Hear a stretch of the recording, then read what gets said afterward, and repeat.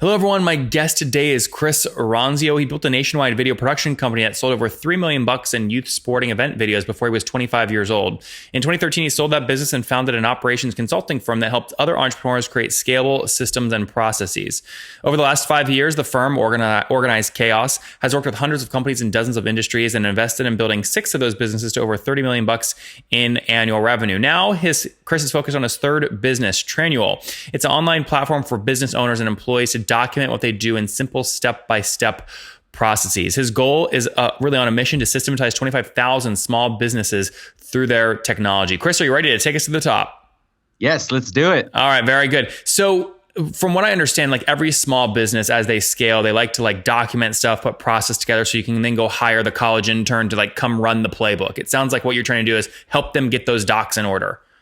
Yeah, exactly. Every business gets to a point where they figured out how to do something. And if they want to delegate it effectively to someone else, they've got to document it. So you do it, then you document it, then you delegate it. And that's our system. And so when I look at the biggest barrier to that thing happening, it's really the small business owner is wearing 10,000 hats. So you're in the business of convincing them to take the time to actually put the process doc together. That is a tough position to be in. Absolutely. But for, running small businesses myself and working with so many, you know that you have to take off a few of those hats if you ever really want to scale the business. So you start doing everything, but then you need to piece by piece start to hand those responsibilities off. Yeah. What's your revenue model? Is it a SaaS company? It is, yes. Interesting. Okay. So what's the average SMB pay per month for this? $95 right now is our ARPU. 95. Okay. Interesting. And that's monthly, correct? Not annual? Correct. And generally speaking, what are people getting for that? Do you price based off number of process documents, number of seats? How do you price? Yeah, it's kind of buckets of seats. So when we started this, we didn't want to do a per license, per user model because part of the system is to hold people accountable for having gone through and marking or acknowledging those processes that that they're trained. So if we charge per user, people share licenses and that defeats the purpose of the system. So we do in buckets of users, 5 users, 25 users, 100 users, et cetera. That's okay. Interesting. Yeah, that's smart. Okay. So $95 and then put this on a timeline for me. When did you launch the company? Launched in January of this year, actually. Oh, January 20. Okay, very good. I love that. And what were you doing before that? You were doing that consulting Organized Chaos?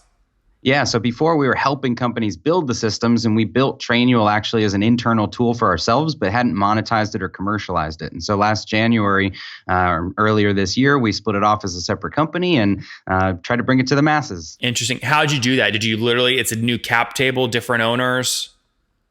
Yep, totally separate entity, and broke it out, and broke the IP out of our existing consulting business, and actually have phased out the consulting business and moved employees over to the new business. How big did you grow the consulting business in terms of revenue before deciding we've got to go all in on the SaaS product? We were just over $1 million a year in consulting revenue. And what? So boutique. So many successful SaaS companies come from an agency, but so many successful agencies get stuck at giving up the agency revenue and going all in on SaaS. How did you have the confidence to make that leap? So we kind of burned the bridge for a few of us. We stopped consulting in September.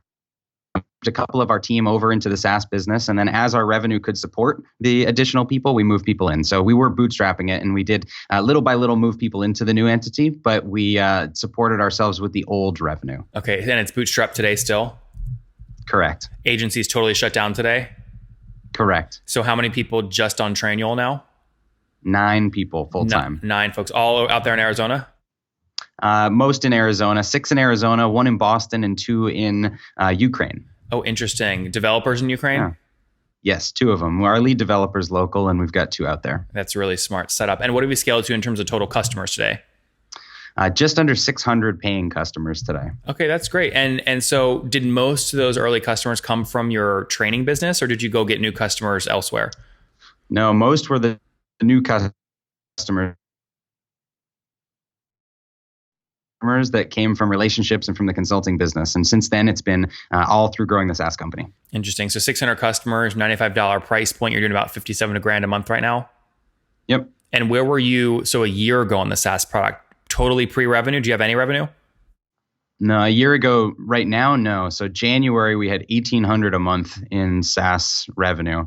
And so now we're approaching 60K, like you mentioned. That's great. I mean, you're modest, or you're humble, but that's actually a pretty healthy scale that quickly. So, how have you added these customers so quickly? So at the beginning, we did a launch event here in Scottsdale, Arizona, where we are, invited everybody that we knew and tried to scale through our local networks, blasted everyone on LinkedIn, that sort of thing. Then we did a product hunt launch. So we had that experience of getting some press there. We launched an affiliate model. So we've got just over 300 affiliates that have helped us sell the product. And then we started our paid ads. So in Q2, we started doing testing with different advertising on LinkedIn and Google and Facebook and Instagram. And we got our model down to where we thought it was pretty scalable, and then started pumping money in Q3. Interesting. I want to talk kind of about each of those models real quick. So let's start with the affiliates. What cut are you paying? So we pay a 20% ongoing commission. Perpetuity? Yes, right now. Dang. Okay, that's a lot. What percent of your 57 grand is tied to an affiliate?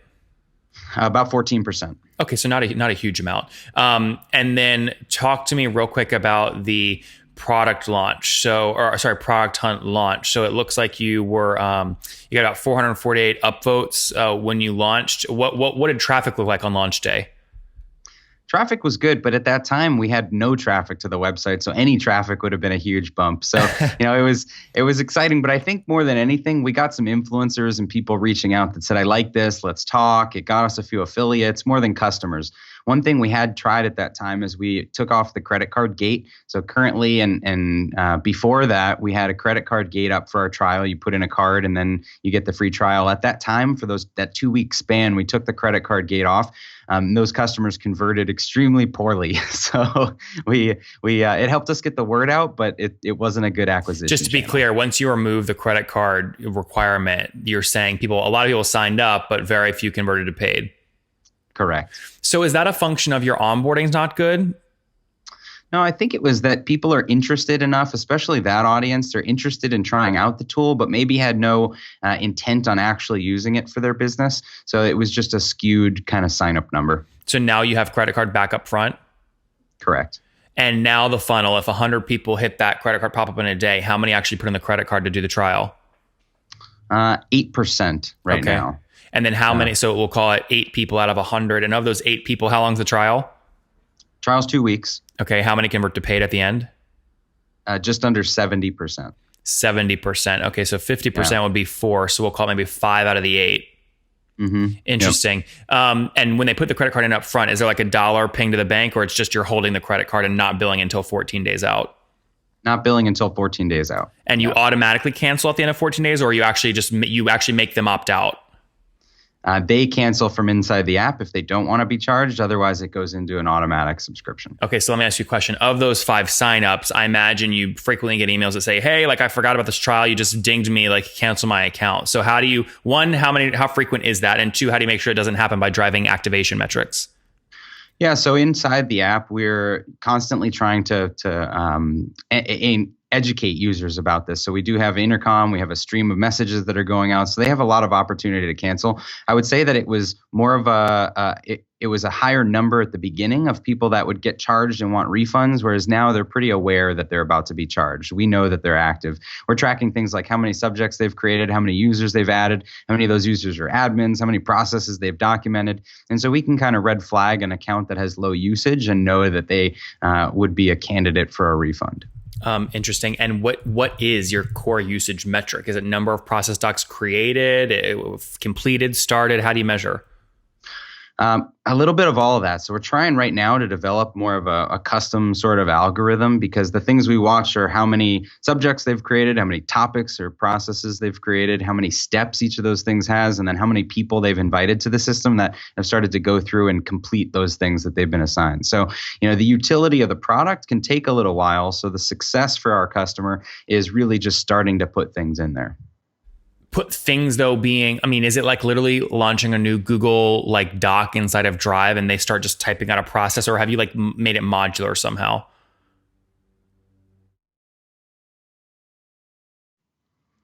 Yeah, so it is similar to just creating a Google Doc, except it's a step-by-step. So instead of one page as a document, you've got multiple steps that a user progresses through, and it checks off the time and date stamp that they've acknowledged or completed it, and it tracks the percentage completion. And but in terms of creating content, it is similar to a Google Doc, but you can embed videos, you can do iframes with HTML, you can put screenshots and all that.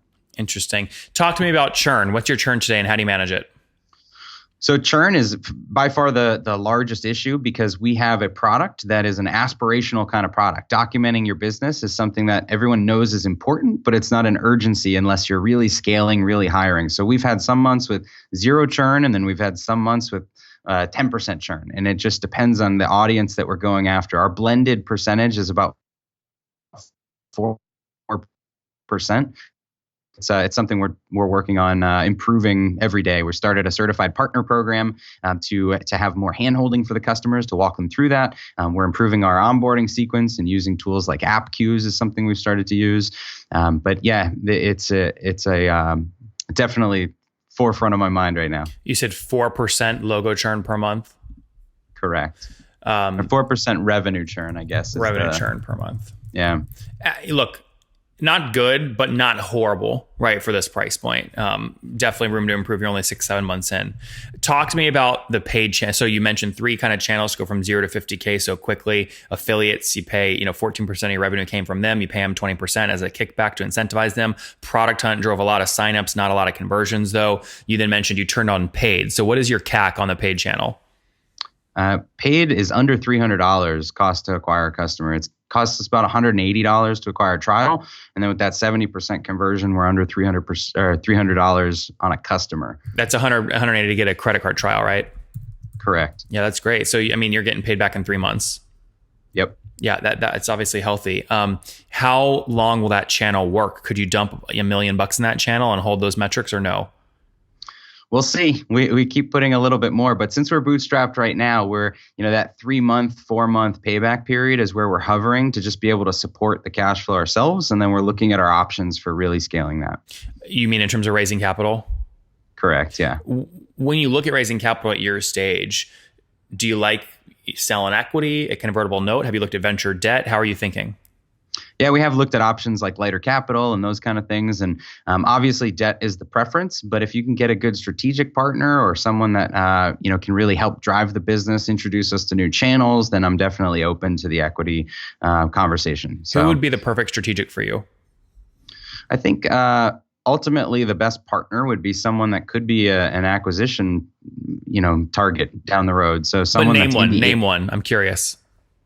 Let's see. It would be like a GoDaddy for in the small business space, or a someone in the HR space like a Bamboo or a Gusto or something like that. Yeah, all those guys have been on the show. All great companies. Interesting. If you go, what did you like about Lighter Capital? Did you actually get a term sheet from Lighter? And if so, what did you like or dislike about it? I got the way they do it, I think, is a 1.5, 1.6x payback over a few years. And I do like that model. I think what I didn't like is that they'll only give you a 3 or 4 times what your MRR is. And when you're growing at such an early stage like this, they look backwards. So they look at your last 3 months of MRR. And with how much we've been growing, 30, 40% month over month, those numbers aren't that impressive. So the cash that I could get from them is similar to the cash I can get through a couple of credit cards. Yeah. So I think it'll be a more attractive option a few months out as our growth continues. You're saying you're doing 57 today. Last month, maybe you did 47. The month before that, you did 40. So they're basically taking an average and call it 40K a month times 3. They're basically going to say, here's 120 grand, pay it back 1.5x. And you're just saying it's quicker just to use credit card debt. Yeah, exactly. Yeah. Interesting. Very good. All right. Let's wrap up here with the famous 5. Number 1, what's your favorite business book? Rework by the Basecamp guys. Good one. Number 2, is there a CEO you're following or studying right now? Yes, Clayton Mask with Infusionsoft. He's local and he's been down this path before. Number 3, what's your favorite online tool for building your business? This one's a little counterintuitive, but I would say Strava, because building me has really helped build the business. Strava? Yep, it's like a personal record kind of fitness app. Interesting. Number 4, how many hours of sleep do you get every night? 7. And what's your situation? Married, single, kiddos? Married, 2 kids. You didn't have to look at your notes for that, did you? No. I'm looking, someone's messaging me. Sorry. Oh, okay. I was going to say, I saw your eyes go down like you had to check. All right, married, 2 kids, and how old are you? 33. 33. Last question. What do you wish your 20-year-old self knew? set bigger goals is what I would say. Guys, there you have it. Set bigger goals. He's had a lot of success in kind of a consulting role. Said, you know what? I like the SaaS model better. Let me systematize this. And that is exactly what Trainual is doing, is helping SMBs systematize their business. Launched in 2018. They've already hit 57 grand in monthly recurring revenue from 600 customers paying $95 a month for their solution. Totally bootstrapped today, which I love. 4% revenue churn per month. He's working on bringing that down. Paid channel just starting to work nicely. They're paying $180 to get a new credit card trial, $300 to get a new paying customer. That's about a 3-month payback period. Team of 9 in Arizona and remote locations. Thanks so much, Chris, for taking us to the top.